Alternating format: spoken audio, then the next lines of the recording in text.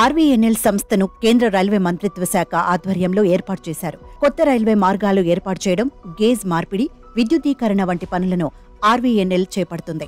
ప్రభుత్వ రంగ RVNL order book 65,000 కోట్లకు చేరుకుందని, అందులో 50% రైల్వే ప్రాజెక్టులే అని సంస్థ వెల్లడించింది. అలాగే రైల్ వికాస్ నిగమ్ లిమిటెడ్ మధ్య ఆసియా, యుఏఈ, పశ్చిమాసియాతో సహా పలు విదేశాల్లో కొత్త ప్రాజెక్టుల కోసం వెతుకుతున్నట్టు ఇన్వెస్టర్ల కాల్లో యాజమాన్యం వెల్లడించింది. తాము సుమారు 65 కోట్ల ఆర్డర్ బుక్ పొందాం. ఇందులో సగం వరకు సాధారణ రైల్వే ప్రాజెక్టులు ఉన్నాయని, మిగిలిన సగం మార్కెట్ల నుంచి ఉంది.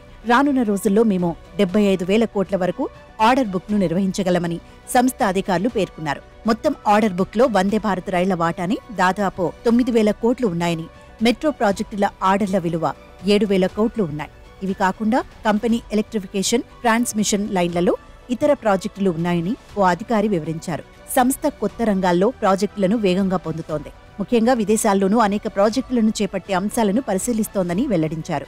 విదేశీ మార్కెట్లలో వృద్ధికి సంబంధించి పబ్లిక్ ప్రైవేట్ పార్ట్నర్షిప్ మోడల్లో ప్రాజెక్టులను చేపడతాం. మరికొన్ని దేశాల్లో ఆఫీసులను ఏర్పాటు చేయనున్నట్టు పేర్కొన్నారు. ఆర్వీఎన్ఎల్ రైలు మౌలిక సదుపాయాలకు సంబంధించిన ప్రాజెక్టుల అభివృద్ధి, ఫైనాన్సింగ్ అందించే సంస్థ.